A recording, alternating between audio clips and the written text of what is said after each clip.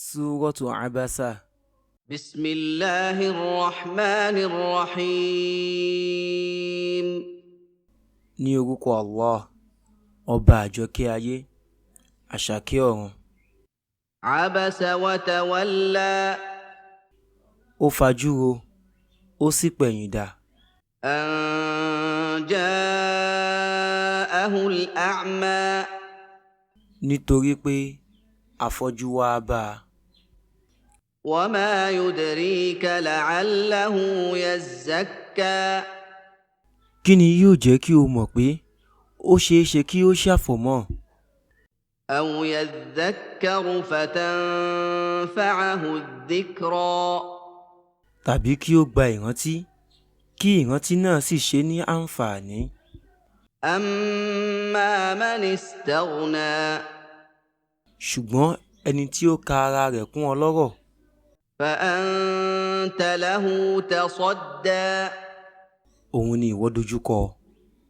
وما عليك ألا يزكى Kí ni ó wà fún ọ nínú ẹ̀ṣẹ̀ tí kò bá ṣàfọ̀mọ́?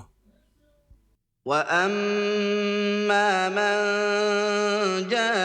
جاءك يسعى Ní ti ẹni tó sì wá bá ọ tó ń yára gágá, وهو يخشى tí ó sì ń páyà Ọlọ́run, فأنت عنه تلهى òun ni ìwọ gbéjù sílẹ̀ kọjú sí ẹlòmíràn.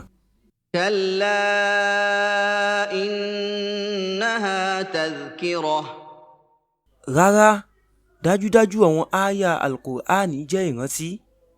فمن شاء ذكره Nítorí náà, ẹni tí ó bá fẹ́ kí ó rántí rẹ̀ في صحف مكرمة nínú àwọn àkọsílẹ̀ alápọ̀nlé, مرفوعة مطهرة ohun tí a gbéga nínú iyì, ohun tí a ṣe ní mímọ́, بأيدي سفرة ní ọwọ́ àwọn màláíkà olùkọ tírà, كرام بررة àwọn alápọ̀nlé, àwọn olùṣe rere.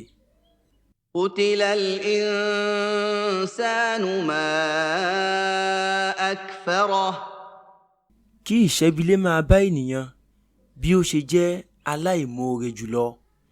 من أي شيء خلقه Láti ara kí ni Allah ti dá a?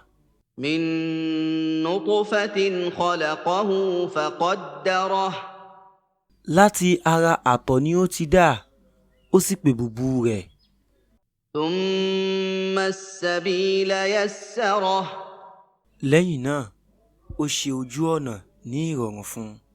ثم أماته فأقبره Lẹ́yìn náà, ó jẹ́ kí ó kú, ó sì fi sínú sàárè.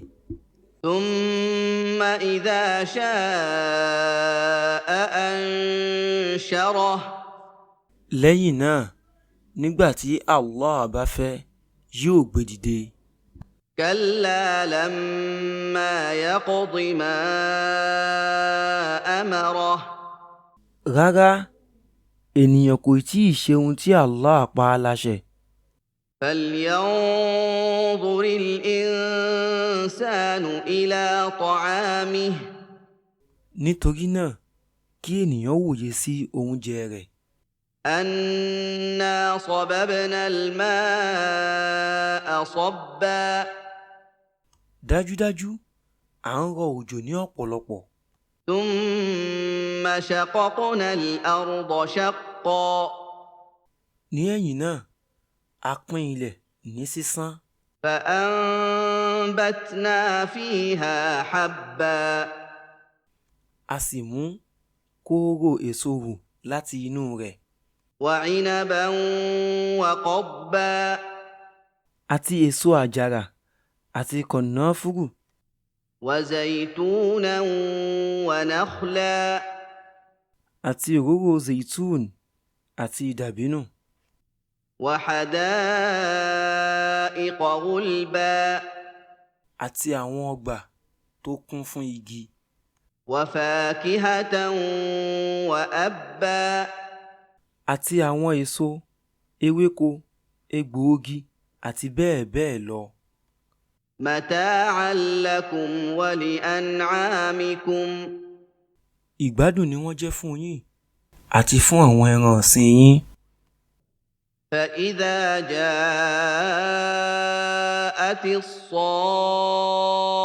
الصاخة nígbà tí fífọn fèrè oníwo ẹlẹ́ẹ̀kejì bá ṣẹlẹ̀. يوم يفر المرء من أخيه ọjọ́ tí ènìyàn yóò sá fún ọmọ ìyá rẹ̀ ọkùnrin. وأمه وأبيه àti ìyá rẹ̀ àti bàbá rẹ̀. وصاحبته وبنيه àti ìyàwó rẹ̀ àti àwọn ọmọ rẹ̀. لكل امرئ منهم يومئذ شأن يغنيه ìkọ̀ọ̀kan nínú wọn ní ọjọ́ yẹn yóò ní ohun tí yóò tó rán. وجوه يومئذ مسفرة àwọn ojú kan ní ọjọ́ yẹn yóò mọ́lẹ̀. ضاحكة مستبشرة wọn yóò máa rẹ́rìn-ín, wọn yóò máa dunnú sí ìró ìdùnnú. ووجوه يومئذ عليها غبرة àwọn ojú kan lọ́jọ́ yẹn ní eruku yóò bò. ترهقها قترة òkùnkùn yóò sì bò wọ́n dáru. أولئك هم الكفرة الفجرة àwọn wọ̀nyẹn ni aláìgbàgbọ́ ẹlẹ́ṣẹ̀.